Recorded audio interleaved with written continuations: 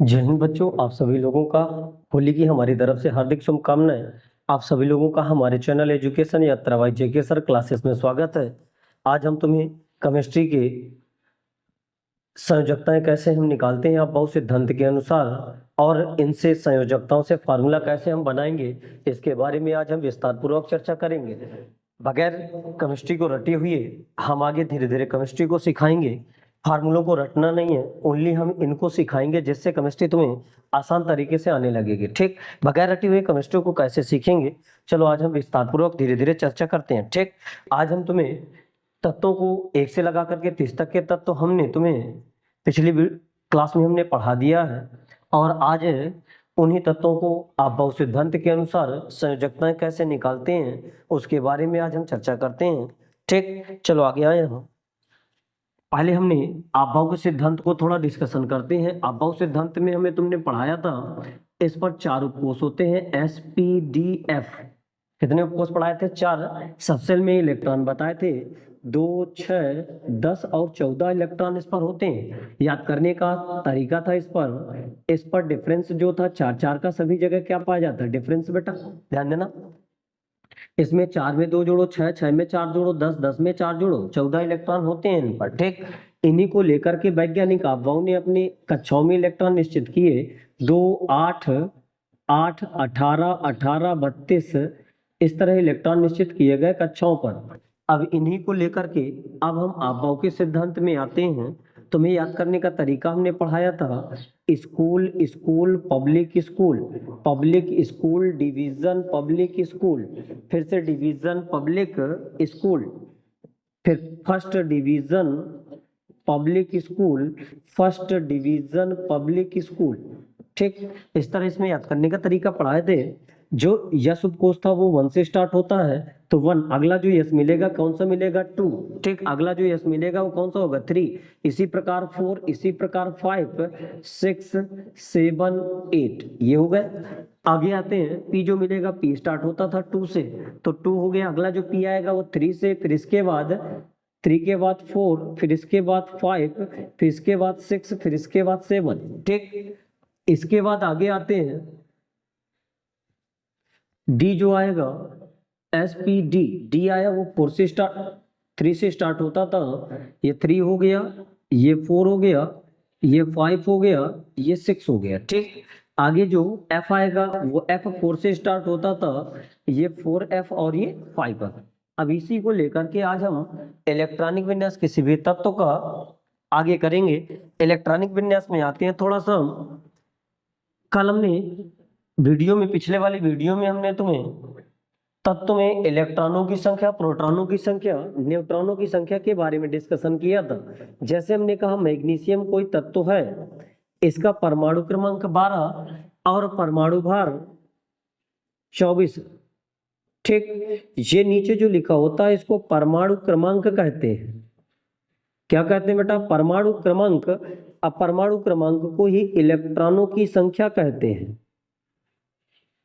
इलेक्ट्रॉनों की संख्या इसी को कहते हैं। ठीक है, और इसी को प्रोटॉनों की संख्या कहते हैं, प्रोटॉनों की संख्या। ठीक, इसको कहते हैं द्रव्यमान संख्या, द्रव्यमान संख्या। ठीक है बेटा, ये द्रव्यमान संख्या कहलाती है, इसको परमाणु क्रमांक, और ये होता है परमाणु भार। परमाणु क्रमांक को इलेक्ट्रॉनों की संख्या, इसी को प्रोटॉनों की संख्या कहते हैं। अब कोई भी तत्व का जब हम इलेक्ट्रॉनिक विन्यास करेंगे तो इलेक्ट्रॉनिक विन्यास में इलेक्ट्रॉनों की संख्या की जरूरत होगी। ठीक, परमाणु क्रमांक ही उसका इलेक्ट्रॉनों की संख्या होगी। चलो आगे आए हम इलेक्ट्रॉनिक विन्यास पर भी। ठीक, देखते हैं। पहला है हाइड्रोजन।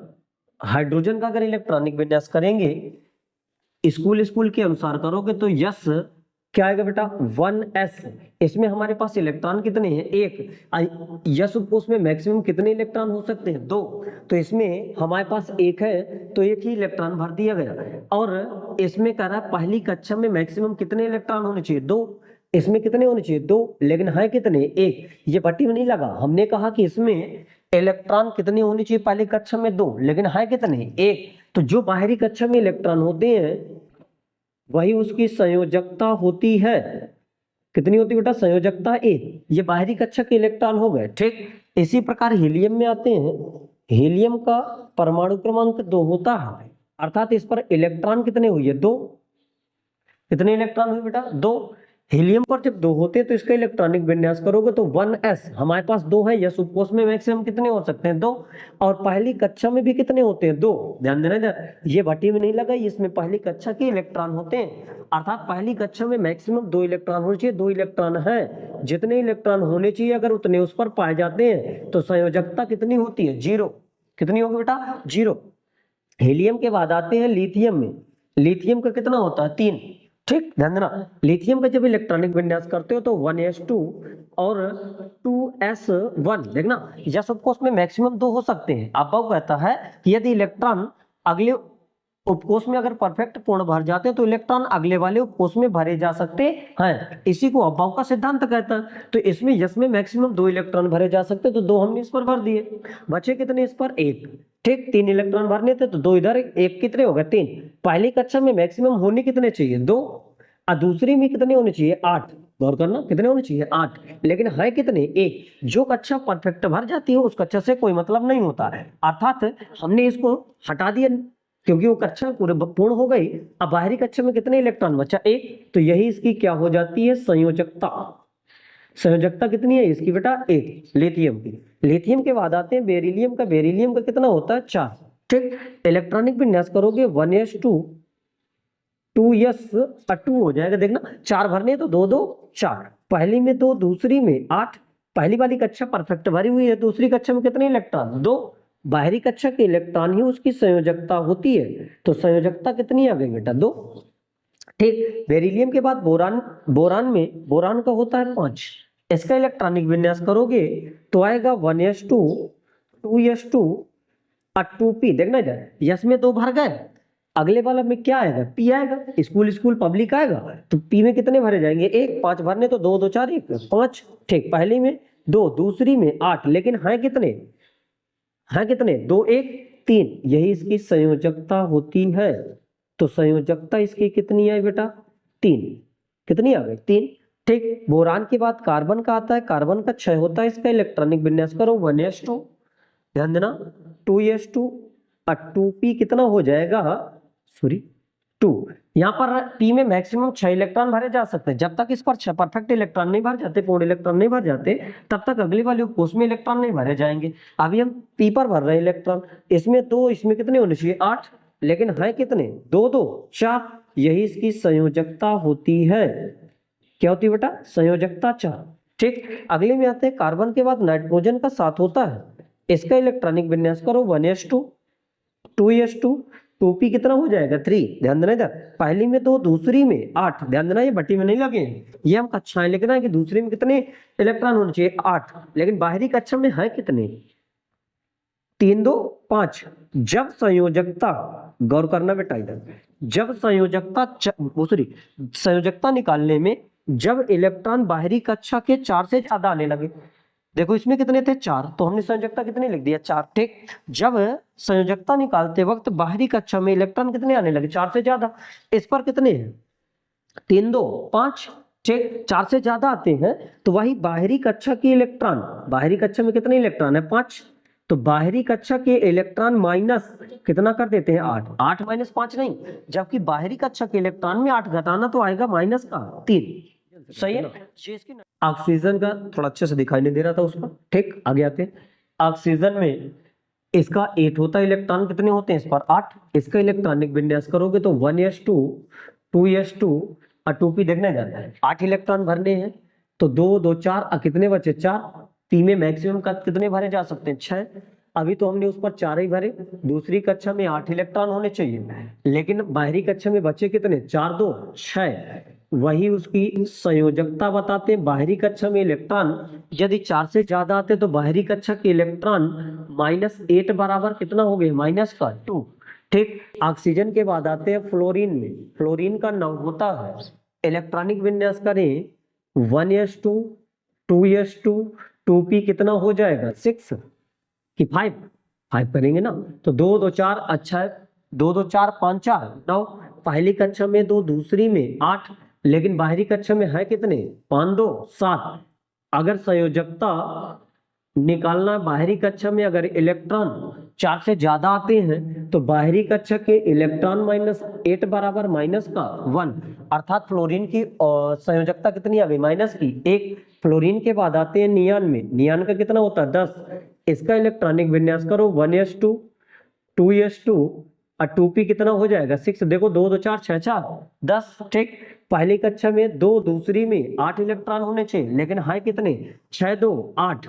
8 इलेक्ट्रॉन दूसरी कक्षा में होने चाहिए और इस पर इलेक्ट्रॉन भी 8 है। तो इलेक्ट्रॉन जब सेम होते हैं तो 8 - 8 कितना हो जाएगा? 0, अर्थात इसमें संयोजकता कितनी आ गई? 0। ठीक, नियान के बाद आते हैं सोडियम में, सोडियम का कितना होता है? 11। इसका इलेक्ट्रॉनिक विन्यास करोगे 1s2 2s2 2p6। देखो इधर p में मैक्सिमम 6 भर गए। अब अगला उपकोष क्या आएगा? 3s। क्या आएगा बेटा? 3s। इसमें कितना भरा जाएगा? 1। देखो पहली में कितने? 2, दूसरी में 8, फिर अगली में कितने? 8। ये वाली कक्षाएं जो परफेक्ट भरी उनसे कोई मतलब नहीं होगा। ठीक, आगे वाली कक्षा में कितने बचे? 1। यही इसकी क्या हो जाती है? संयोजकता। संयोजकता कितनी है इसकी? 1।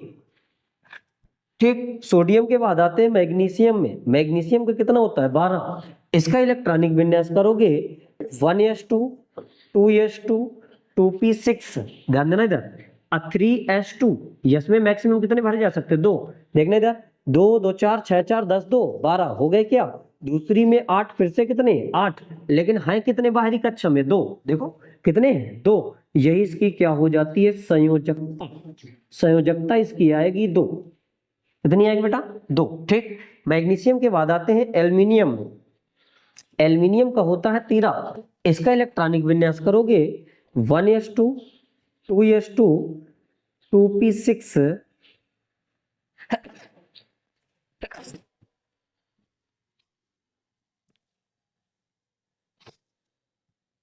1s2 2s2 2p6 3s2। देखना 2 2 4 6 4 10 2 12 भर गए क्या? इसमें यह उपकोष में भर गए, तो अगला क्या है बेटा? 3p। क्या है? 3p। अब p में कितने भरे जाएंगे? 1। पहली में 2, दूसरी में 8, इसमें कितने होने चाहिए? 8। लेकिन देखना इधर इसमें है कितने बाहरी कक्षा में? 3। ये 2 1 3। जो बाहरी कक्षा के इलेक्ट्रॉन वही उसकी क्या हो जाती है? संयोजकता। संयोजकता कितनी है? 3। ठीक, एल्युमिनियम के बाद आता है सिलिकॉन। सिलिकॉन का होता है 14। ठीक, इसका इलेक्ट्रॉनिक विन्यास करोगे 1s2 2s2 2p6 3s2 और 3p कितना हो जाएगा? 2। देखो पहली में 2, दूसरी में 8, इसमें भी कितने? 8, लेकिन है कितने बाहरी कक्षा में? 4। देखो 2 2 4। यही इसकी संयोजकता होती है। संयोजकता आ जाती है कितनी बेटा? 4। ठीक, सिलिकॉन तक। इसमें तुमने देखा होगा कुछ तत्वों की संयोजकताएं प्लस की आ रही है, कुछ तत्वों की माइनस की आ रही है, कुछ तत्वों की शून्य आ रही है। ठीक, अभी पीछे हमने पढ़ा है, देखो नियान का भी कितना? 0। इसमें इन संयोजकताओं का मतलब क्या है? कुछ तत्वों की संयोजकताएं प्लस की हैं, जिनकी माइनस की हैं, और जिसकी शून्य है, इनका मतलब क्या है? जिन तत्वों की संयोजकताएं प्लस की आती हैं, प्लस की 1 प्लस की 2 प्लस की 3 कुछ भी हो, वे तत्व धातुएं कहलाती हैं। कौन सा? क्या कहलाते बेटा? धातुएं। जिनकी संयोजकताएं हमने प्लस की निकाला वे तत्व धातुएं कहलाती हैं, और जिनकी संयोजकताएं माइनस की होती हैं वे तत्व अधातुएं होती हैं, और जिन तत्वों की संयोजकताएं शून्य होती हैं वो अक्रिय गैसें या निष्क्रिय गैसें या उत्कृष्ट गैसें होती हैं। ठीक, ध्यान देना, प्लस और माइनस का मतलब ये होता है, वहां पर प्लस और माइनस हम यूज नहीं करते संयोजकताओं में, ध्यान देना, लेकिन प्लस और माइनस का अर्थ यहाँ पर ये होगा कि जिन तत्वों की संयोजकताएं प्लस की तो वे धातुएं, जिनकी माइनस की तो वे अधातुएं, और जिनकी शून्य होती हैं वो अक्रिय गैसें या उत्कृष्ट गैसें या निष्क्रिय गैसें कहलाती हैं। ठीक, यहां तक नोट करें, आगे हम और बताते हैं। हमें मैक्सिमम कम से कम 20 तक के तत्वों की संयोजकता याद होना चाहिए। 20 के आगे के तत्व जो 21 के तत्व होंगे वो आगे डी ब्लॉक के तत्व कहलाने लगते हैं। डी ब्लॉक के तत्वों की संयोजकताएं परिवर्ती संयोजकताएं होती हैं, अर्थात वो एक से ज्यादा संयोजकताएं शो करते हैं, जिस कारण से वो जटिल यौगिकों का निर्माण करते हैं। कौन से यौगिक बनाते हैं बेटा? जटिल यौगिक। ठीक, थोड़ा सा हमने तुम्हें 14 तक के तत्वों का इलेक्ट्रॉनिक विन्यास बताया। अगला आते हैं 15वें में। ठीक, 15वें पर आता है फास्फोरस। इसका इलेक्ट्रॉनिक विन्यास करते हैं तो 1s2 2s2 2p6 3s2 3p। ध्यान देना इधर। 2 2 4 6 4 10 2 12 अब 12 3 15। पहली में 2, दूसरी में 8। इसमें कितने होने चाहिए? 8। लेकिन है कितने? 3 2 5।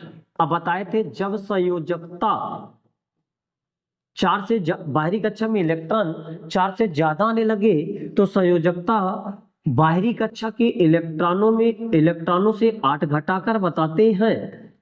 बाहरी कक्षा के इलेक्ट्रॉनों से बाहरी कक्षा में देखो 3 2 कितने हुए? 5 5 माइनस 8 बराबर कितना हो गया? माइनस का 3। ठीक, फास्फोरस के बाद आते हैं सिलिकॉन, सल्फर। सल्फर का कितना होता है? 16। इसका इलेक्ट्रॉनिक विन्यास करोगे तो 1s2 2s2 2p6 3s2 3p कितना हो जाएगा? 4। ठीक, इस पर पहली कक्षा में मैक्सिमम 2, इस पर 2, इस पर कितने होने चाहिए? इस पर 8 और इस पर कितने होने चाहिए? 8। देखो इधर 4 2 कितने हो गए? 6। संयोजकता इसकी अगर बताएंगे तो बाहरी कक्षा की इलेक्ट्रॉन -8 बराबर कितना हो गया? माइनस का 2। ठीक, सिलिकॉन के बाद आते हैं, फास्फोरस के बाद सल्फर के बाद आते हैं क्लोरीन में। क्लोरीन का होता है 17। इसका इलेक्ट्रॉनिक विन्यास करोगे तो 1s2 2s2 2p6 3s2 और 3p कितना हो जाएगा? 5। देखना 2 2 4 6 4 10 2 12 5 17। ठीक, पहली कक्षा में 2, दूसरी में 8। इस पर भी कितने? 8। लेकिन है कितने? 5 2 7। बाहरी कक्षा के जो इलेक्ट्रॉन होते हैं 7 माइनस कितना कर देते हैं? 8 बराबर कितना हो गया? माइनस का 1। अर्थात क्लोरीन की संयोजकता माइनस की कितनी होती है? 1। क्लोरीन के बाद आते हैं आर्गन में। आर्गन का होता है 18। इसका इलेक्ट्रॉनिक विन्यास 1s2 2s2 2p6 3s2 3p कितना हो जाएगा? 6। देखना इधर, पहली कक्षा में 2, दूसरी में 8। इसमें भी कितने होने चाहिए? 8। लेकिन 6 2 8। देखो इसमें 8 होना चाहिए, लेकिन 6 2 कितने हो गए? 8। इसकी जो संयोजकता होगी बाहरी कक्षा के इलेक्ट्रॉन -8 बराबर कितनी हो जाएगी? 0। आर्गन की संयोजकता कितनी हो गई? 0। आर्गन के बाद आते हैं पोटेशियम का 19 होता है। इसका इलेक्ट्रॉनिक विन्यास 1s2 2s2 2p6 3s2 3p6। देखना 2 2 4 6 4 10 2 12 6 18। इसके बाद क्या आता है? 4s1 18 19। पहली कक्षा में 2, दूसरी में 8। इसमें 8, अगली में फिर से 18 होने चाहिए, लेकिन है कितने इसमें? 1। तो वही उसकी संयोजकता होती है। संयोजकता कितनी है? बाहरी कक्षा में 1 ही है बेटा, तो इसकी संयोजकता यही होती है। कैल्शियम में आते हैं, कैल्शियम का होता है 20। इसका इलेक्ट्रॉनिक विन्यास करोगे तो इस पर आएगा 1s2 2s2 2p6 3s2 3p6 अब 4s2। देखना 2 2 4 6 4 10 2 12 6 18 2 20।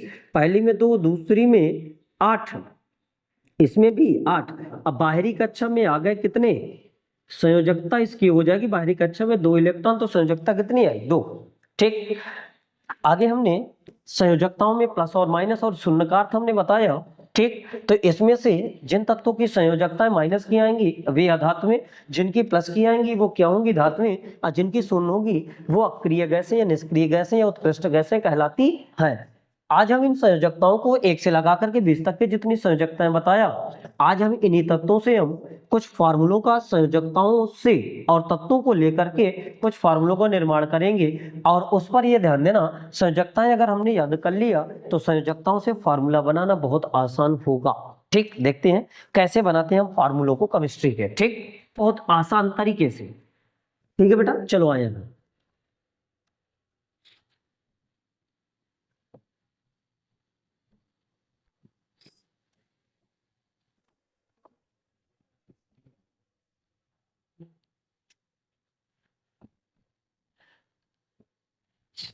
चलो हम आते हैं तत्वों से फार्मूले का निर्माण करना कैसे करते हैं। जैसे हमने कहा कि जैसे H2O जल का फार्मूला होता है, किसका फार्मूला बेटा? जल का। ठीक, अब इसमें अगर इस फार्मूले में ये पता चल जाए कि 2 कैसे आया, अगर हम 2 को तुम्हें कैसे आया, अगर ये हम फार्मूले में किसी भी फार्मूले में बनाना सीख जाएंगे तो फार्मूले हम याद होना स्टार्ट हो जाएंगे। ठीक, जैसे एग्जांपल लेता हूं, हमने पूछा है एल्युमिनियम क्लोराइड। ठीक, एल्युमिनियम क्लोराइड हमने तब तो याद किया, एल्युमिनियम क्लोराइड में हमें पता चला कि एल्युमिनियम का मतलब Al होगा और क्लोराइड का मतलब क्या होगा? Cl। क्लोराइड का मतलब क्या होगा? Cl। ध्यान देना, Al और Cl तो पता चला कि एल्युमिनियम क्लोराइड हो गए, लेकिन ये इसमें कहाँ 3 लगेगा, कहाँ 2 लगेगा, कहाँ 4 लगेगा, अगर ये पता चलने लगे तो फार्मूले हमें केमिस्ट्री के याद होना स्टार्ट हो जाएंगे। ठीक, तो आज हम इन्हीं को बताएंगे कि फार्मूलों को याद कैसे करें। ठीक, ध्यान देना, हमने बताया कि एल्युमिनियम की वैलेंसी कितनी होती है? प्लस की 3 अभी बताया, और क्लोरीन की वैलेंसी होती है माइनस की 1। ठीक, पीछे अभी बताया हमने, इसकी संयोजकता इसमें, इसकी संयोजकता इसमें लगाएंगे, प्लस और माइनस नहीं लिखते, ध्यान देना, प्लस और माइनस यहाँ पर नहीं लिखते, जो संयोजकता लगाएंगे वो सफिक्स में लगाएंगे, अर्थात नीचे लगाएंगे। ठीक, तो इसके साथ 1 लगाओगे तो Al के साथ 1 का मतलब Al होगा, और इसके साथ अगर 3 लगा दिया तो फार्मूला बना AlCl3। तो Al का नाम होता है एल्यूमिनियम, क्या होता है बेटा? एल्युमिनियम। Cl अगर किसी के साथ जुड़ता है तो नाम लिखते हैं क्लोराइड, नाम हो गया एल्युमिनियम क्लोराइड। कोई दिक्कत?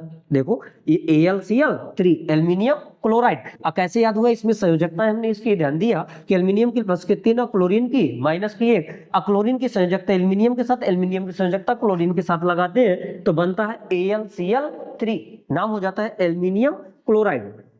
ठीक, कुछ और आते हैं इस पर, जैसे हमने बनाया कैल्शियम क्लोराइड। कैल्शियम क्लोराइड से हमें पता चला यह Ca और Cl से मिलकर बना होगा, कैल्शियम का मतलब Ca और क्लोराइड का मतलब Cl होगा। ठीक, अब इसमें कहाँ 2 लगेगा, कहाँ 3 लगेगा, इसको हम डिस्कशन करते हैं। ठीक, देखना, कैल्शियम की संयोजकता तुम्हें प्लस की 2 बताया, और क्लोरीन की माइनस की 1, इसकी संयोजकता इसमें, इसकी संयोजकता इसमें, अर्थात कैल्शियम की संयोजकता क्लोरीन के साथ, क्लोरीन की संयोजकता किसके साथ लगाते हैं? कैल्शियम के साथ, प्लस और माइनस नहीं लिखते, ध्यान देना। तो इसमें Ca के साथ 1 लगाओगे तो क्या आ जाएगा? Ca। Cl के साथ 2 लगाओगे तो CaCl2। Ca का नाम है कैल्शियम, Ca का नाम कैल्शियम, Cl का नाम है क्लोराइड। क्या नाम बेटा? क्लोराइड। ठीक, तो नाम हो गया कैल्शियम क्लोराइड। ठीक, इसी प्रकार और भी एग्जाम्पल के बारे में डिस्कशन करते हैं।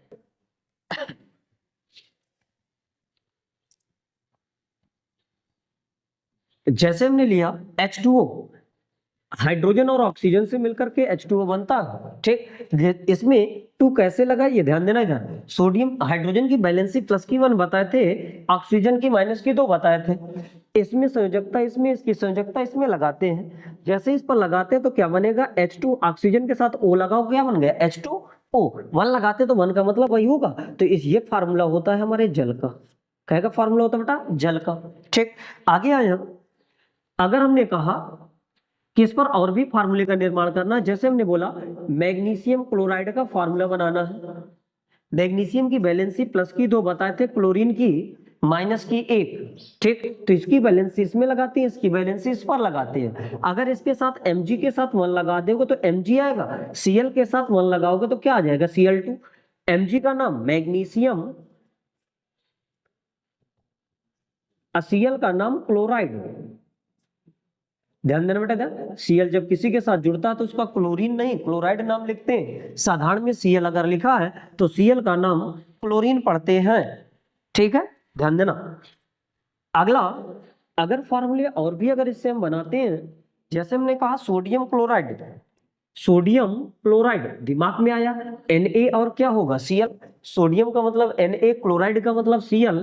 अगर इनसे फार्मूला अगर हम बनाते हैं, सोडियम की वैलेंसी प्लस की 1, क्लोरीन की माइनस की 1 होती है, अगर इनकी वैलेंसी हम इस पर लगा दें तो क्या आएगा? Na के साथ 1 लगाओगे तो क्या आ जाएगा? Na। Cl के साथ 1 लगाओगे तो क्या आ जाएगा? Cl। फार्मूला क्या बना? NaCl। NaCl का नाम है सोडियम क्लोराइड। सोडियम क्लोराइड नमक का फार्मूला होता है। किसका फार्मूला होता है बताइए? नमक का। इसमें अगर और भी अगर फार्मूला हम बनाना चाहते हैं, जैसे एग्जांपल और भी लें, हमने कहा PCl5 और PCl3 2 प्रकार का फार्मूला बनाता है। जो PCl होता है, फास्फोरस होता है, वो 2 प्रकार के फार्मूले निर्माण करता है। एक PCl3 और एक PCl5 फास्फोरस ट्राइक्लोराइड और फास्फोरस पेंटाक्लोराइड का बनाता है। एक PCl3 और एक PCl5 ये अपनी अष्टक का प्रसार करने के कारण ये दो प्रकार के फार्मूले शो करता है। एक PCl3 और एक PCl5, इसका नाम होता है फास्फोरस ट्राइक्लोराइड,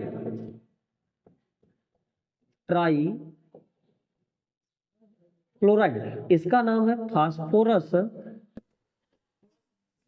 पेंटाक्लोराइड।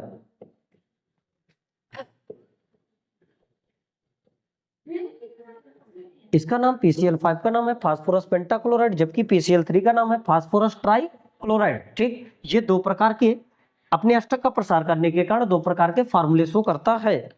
कुछ तत्व हम आते हैं जो डी ब्लॉक के तत्व होंगे और उनमें संयोजकताएं एक से ज्यादा शो करेंगे और फार्मूले का भी निर्माण करते हैं। उन तत्वों पर अब आगे आते हैं, थोड़ा डिस्कशन करेंगे। ठीक बेटा, ध्यान देना, इंपॉर्टेंट होंगे, अच्छे होंगे। जैसे हमने कहा Cu दो रूपों में पाया जाता है, एक Cu++ और एक Cu+ और एक Cu++ रूप में पाया जाता है। ठीक, इसमें अगर संयोजकताएं बढ़ रही हैं, जैसे यहाँ पर संयोजकता प्लस की 1 है, इधर कितनी है प्लस की 2, संयोजकताएं जिस पर कम होती है उस पर लगाते हैं अस, और जिस पर अधिक होती है उस पर लगाते हैं एक। क्या लगाते हैं बेटा? एक। अर्थात इस पर संयोजकता एक थी तो इस पर लगाएंगे अस, इस पर लगाएंगे क्या? एक। इनके कुछ लैटिन नाम होते हैं, जैसे कापर का लैटिन नाम होता है क्यूप्रम। क्या नाम होता है बेटा? क्यूप्रम। अगर इसमें अस लगाते तो नाम बनता है क्यूप्रस। क्या बनता है? क्यूप्रस। और इसका नाम बनता है क्यूप्रिक। क्या होता है बेटा? क्यूप्रिक। गौर करना, जैसे हमने फार्मूले का निर्माण किया, इससे हमने कहा Cu और Cl लिया, Cu और Cl लिया, Cu की वैलेंसी प्लस की 1, Cl की कितनी ले लिया? माइनस की 1। क्लोरीन की माइनस की 1 होती है, इसकी कितने ले लिए? प्लस की 1। फार्मूला हमने बनाया, बना CuCl। क्या बना बेटा? CuCl। या ज्यादातर ये फार्मूला बनेगा Cu2Cl2। किस रूप में मिलेगा? Cu2Cl2।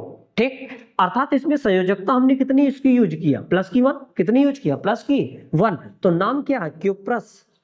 क्या नाम है बेटा? क्यूप्रस। Cl का नाम होता है क्लोराइड, इसका नाम हो गया क्यूप्रस क्लोराइड। अगर हम दूसरी वैलेंसी से बनाते हैं, Cu और Cl ले लिया, Cu की वैलेंसी हमने प्लस की 2 लिया और Cl की माइनस की 1 होती है। कितनी होती है? माइनस की 1।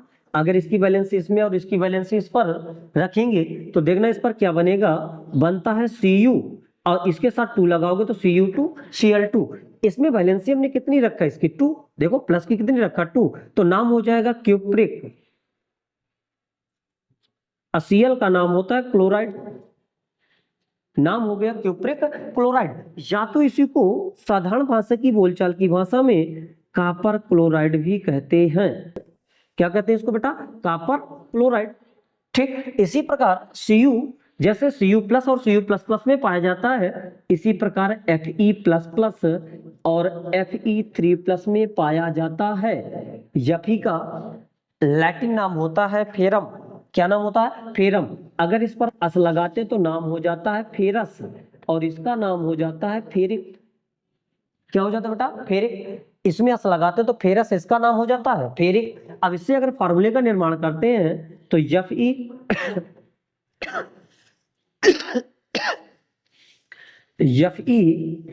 इससे हमने ले लिया Cl लिया, मान लिया Fe का संयोजकता प्लस की 2 ले लिया, इसकी माइनस की 1 लिया। फार्मूला हमने बनाया, प्लस और माइनस नहीं लगाते, ध्यान देना फार्मूले पर। तो Fe के साथ 1 लगाओगे तो Fe बनेगा और Cl के साथ 2 लगा दिया तो FeCl2। Fe का नाम है फेरस। देखो संयोजकता 2 ले लिया तो नाम क्या है? फेरस। Cl का नाम है क्लोराइड, नाम हो गया फेरस क्लोराइड, या इसी को आयरन क्लोराइड कहते हैं। क्या कहते हैं बेटा? Iron chloride. अगर इसमें इसकी बात करते हैं तो Fe, फिर से Fe और Cl हमने लिया, Fe की वैलेंसी हमने इस पर कितनी ले ली है? प्लस की 3। इस पर माइनस की 1 होती है क्लोरीन की, इसकी वैलेंसी इसमें, इसकी वैलेंसी इस पर अगर लगाते हैं तो Fe के साथ 1 लगाओगे तो Fe हो जाएगा, Cl के साथ 3 लगाओगे तो FeCl3 हो जाता है। ठीक। Fe की वैलेंसी हमने इसमें कितने लिया 3, तो इसका नाम क्या था फेरिक, क्या नाम था बेटा फेरिक, Cl का नाम था क्लोराइड, नाम हो गया फेरिक क्लोराइड।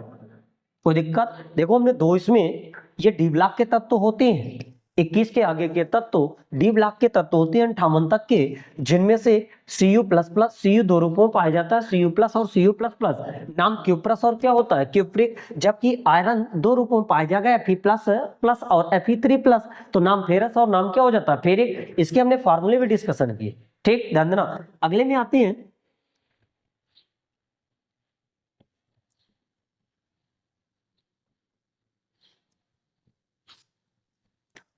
अगले फार्मूले में, ध्यान देना फार्मूलों को रटना नहीं है, फार्मूलों को तरीके से याद करेंगे। जो हम संयोजकताएं बता रहे हैं, वैलेंसी बता रहे हैं, उन्हीं वैलेंसी से हम फार्मूलों को बनाना सीखेंगे और फार्मूलों को इजीली तरीके से, आसान तरीके से हम याद रख सकते हैं, ठीक। ओनली संयोजकताएं याद करें और फार्मूला बनाना धीरे धीरे सीख जाएंगे, सीखते रहे उनको फार्मूला बनाना सीख जाएंगे, ठीक। अब इस पर आते हैं, हमने Cu पढ़ाया और Fe पढ़ाया, इसी प्रकार एक और होता है Hg+ और Hg++। इसको अस लगाते हैं तो नाम होता है मर्क्यूरस, इसका नाम होता है मर्क्यूरिक, नाम होता है मर्क्यूरस और इसका नाम होता है मर्क्यूरिक। क्या नाम होता है बेटा मर्क्यूरिक, ध्यान देना। इसमें मर्क्यूरस और मर्क्यूरिक होता है, जबकि Hg को साधारण भाषा में पारा कहते हैं और मिश्र धातु के रूप में अमलगम कहलाता है ये, ठीक है, ध्यान देना। जबकि पारा एक धातु होती है, यह द्रवस्था में पाई जाने वाली एक धातु होती है, जबकि इसका अमलगम जो होता है वो मिश्र धातु के रूप में उपयोग की जाती है और इसका नाम संयोजकता के अकॉर्डिंग मर्क्यूरस और क्या होता है मर्क्यूरिक, ठीक है, ध्यान देना इधर। इसका लैटिन नाम होता है मर्क्यूरो, ठीक। इस पर आते हैं, फार्मूला अगर बनाएंगे Hg और Cl से बनाते हैं, Hg की वैलेंसी 1 और Cl की -1 ले लिया। फार्मूला अगर इससे बनाओगे तो बनेगा HgCl, या ये कब मिलेगा किताबों पर, एनसीईआरटी में इसको कब मिलेगा फार्मूला, फार्मूले में Hg2Cl2 मिलता है। क्या मिलता है Hg2Cl2। Hg की वैलेंसी हमने 1 लिया तो नाम हो गया मर्क्यूरस, क्या ले लिया मर्क्यूरस। Cl का नाम होता है क्लोराइड, नाम हो गया मर्क्यूरस क्लोराइड। अगर इसमें Hg++ और Cl ले ले, Hg++ की वैलेंसी प्लस की 2, इसकी -1 ले लो, फार्मूला बनाएगा HgCl2। Hg का नाम है मर्क्यूरिक, Cl का नाम क्लोराइड, नाम हो गया मर्क्यूरिक क्लोराइड। अगले में आते हैं, इसी प्रकार एक Sn++ पाया जाता है और Sn4+ पाया जाता है, ठीक, कितने प्लस 4+। Sn++ का नाम है स्टाइनस, अस लगा देते तो स्टाइनस, इसका नाम हो जाएगा स्टाइनिक, स्टाइनिक, ठीक, स्टाइनस और स्टाइनिक।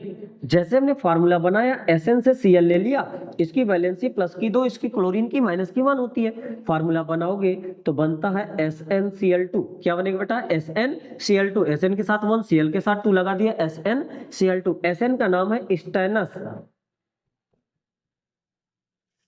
Cl का नाम है क्लोराइड, नाम हो गया स्टाइनस क्लोराइड। और आगे आते हैं, Sn और Cl से फिर बनाया, Sn की वैलेंसी प्लस की 4, Cl की -1 ले लिया तो फार्मूला बना SnCl4। Sn का नाम है स्टाइनिक, Cl का नाम है क्लोराइड, नाम हो गया स्टाइनिक क्लोराइड, सही है। फार्मूला नोट करें। आगे हम और भी बहुत सारे फार्मूलों में आते हैं। अभी तक तो तत्वों की संयोजकताओं से फार्मूले पढ़ा रहे थे, अब कुछ हम आयनों से पढ़ाएंगे, जैसे sulphate ion, carbonate ion, acetate ion, hermit ion, oxide ion, बहुत सारे आयनों से अब तुम्हें हम फार्मूला बनाना इजीली तरीके से हम सिखाते हैं आगे, ठीक।